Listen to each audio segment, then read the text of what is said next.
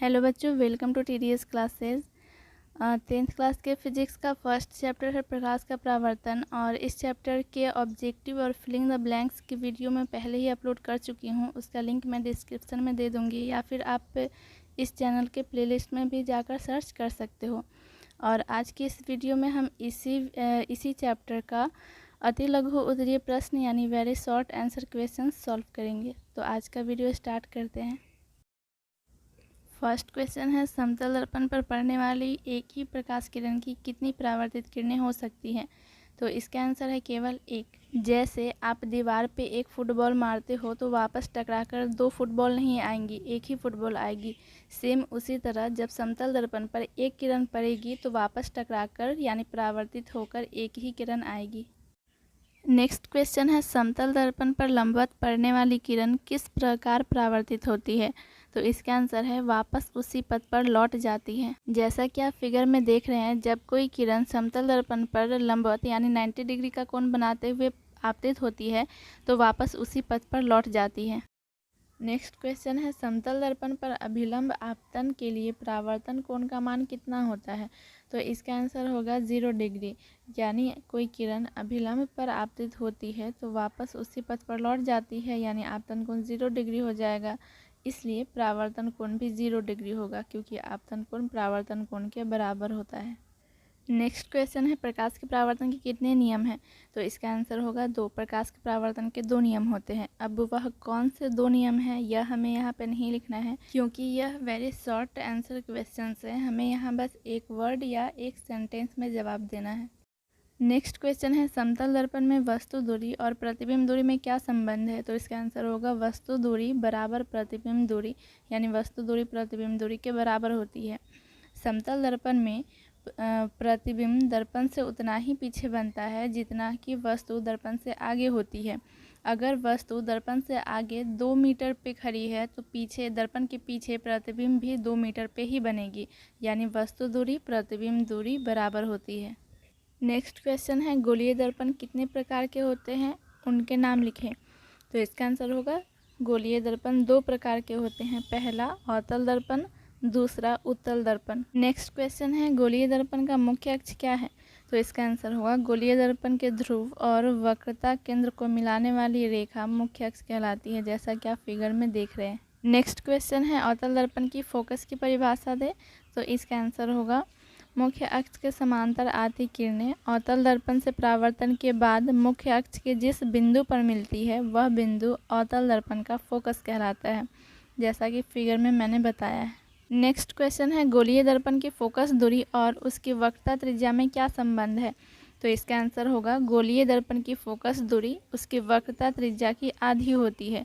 अगर फोकस दूरी 2 मीटर है तो वक्रता त्रिज्या 4 मीटर होगी। अगर फोकस दूरी 5 मीटर है तो वक्रता त्रिज्या 10 मीटर होगी। नेक्स्ट क्वेश्चन है, एक दर्पण का नाम बताएं जो किसी वस्तु का सीधा और आवर्धित यानी वस्तु से बड़ा प्रतिबिंब दे सके। तो इसका आंसर होगा अवतल दर्पण, क्योंकि उत्तल दर्पण में भी हमेशा सीधा प्रतिबिंब बनता है लेकिन वस्तु से छोटा प्रतिबिंब बनता है, और समतल दर्पण में भी हमेशा सीधा प्रतिबिंब बनता है लेकिन वस्तु के आकार के बराबर प्रतिबिंब बनता है। लेकिन अवतल दर्पण में एक स्थिति ऐसी है जिसमें प्रतिबिंब सीधा बनता है लेकिन वस्तु से बड़ा बनता है। तो इसका आंसर हो जाएगा अवतल दर्पण। नेक्स्ट क्वेश्चन है, एक अवतल दर्पण द्वारा आभासी प्रतिबिंब बनने के लिए वस्तु का स्थान कहाँ होना चाहिए? तो इसका आंसर है अवतल दर्पण के ध्रुव और फोकस के बीच। अवतल दर्पण के सामने जब वस्तु ध्रुव और फोकस के बीच रहता है तो उसका प्रतिबिंब दर्पण के पीछे बनता है, और यह प्रतिबिंब वस्तु से बड़ा, सीधा और आभासी होता है, यानी काल्पनिक होता है। नेक्स्ट क्वेश्चन है, यदि कोई वस्तु किसी अवतल दर्पण के वक्रता केंद्र पर रखी हो तो उसका प्रतिबिंब कहाँ और कैसा बनता है? तो इसका आंसर होगा प्रतिबिंब वक्रता केंद्र पर ही बनता है। और कैसा बनता है?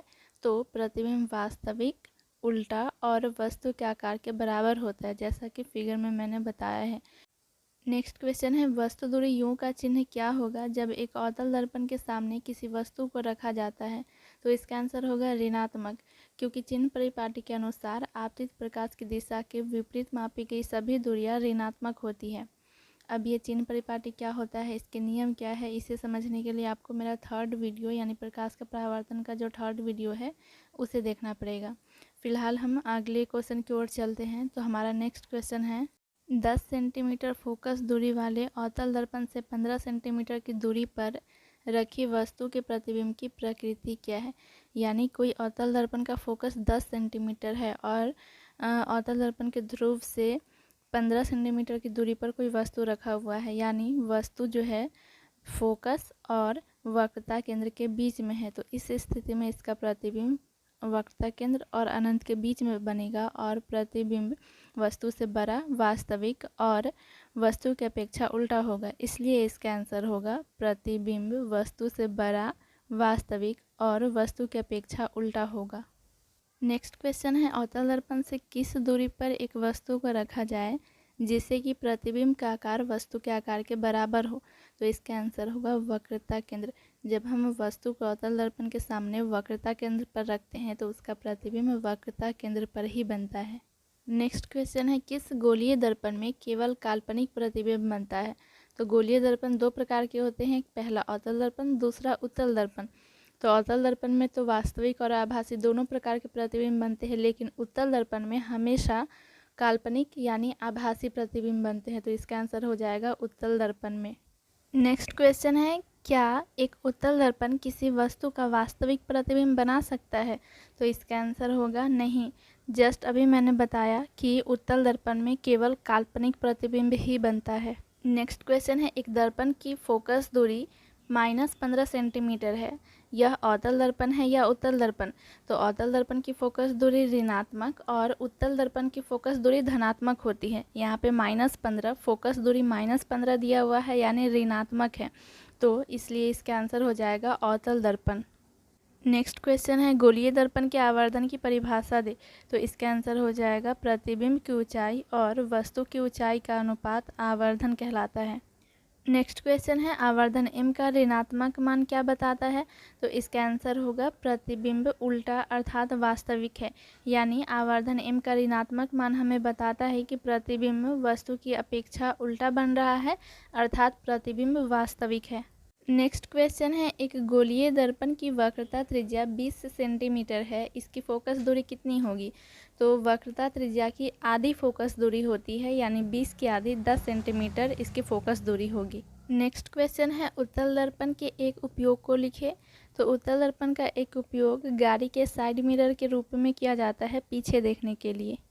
नेक्स्ट क्वेश्चन है उस उत्तल दर्पण की फोकस दूरी ज्ञात करें जिसकी वक्रता त्रिज्या 32 सेंटीमीटर है। तो अभी मैंने आपको बताया कि वक्रता त्रिज्या की आधी फोकस दूरी होती है, तो 32 की आधी 16 सेंटीमीटर फोकस दूरी हो जाएगी। लेकिन यहाँ पे हमसे उत्तल दर्पण का फोकस दूरी पूछा गया है और उत्तल दर्पण का फोकस दूरी धनात्मक होता है, इसलिए हम +16 सेंटीमीटर लिखकर दिखाएंगे। अगर अवतल दर्पण का पूछा जाता तो अवतल दर्पण का फोकस दूरी ऋणात्मक होता है, इसलिए हम -16 सेंटीमीटर लिखकर दिखाते।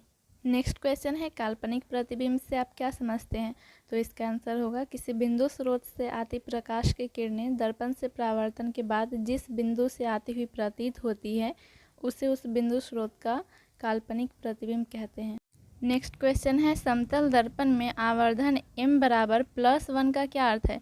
तो समतल दर्पण में आवर्धन m बराबर +1 का अर्थ है कि प्रतिबिंब का आकार वस्तु के आकार के बराबर है। 1 का अर्थ है कि प्रतिबिंब का आकार वस्तु के आकार के बराबर है और m का धनात्मक यानी प्लस चिन्ह बताता है कि प्रतिबिंब वस्तु की अपेक्षा सीधा है।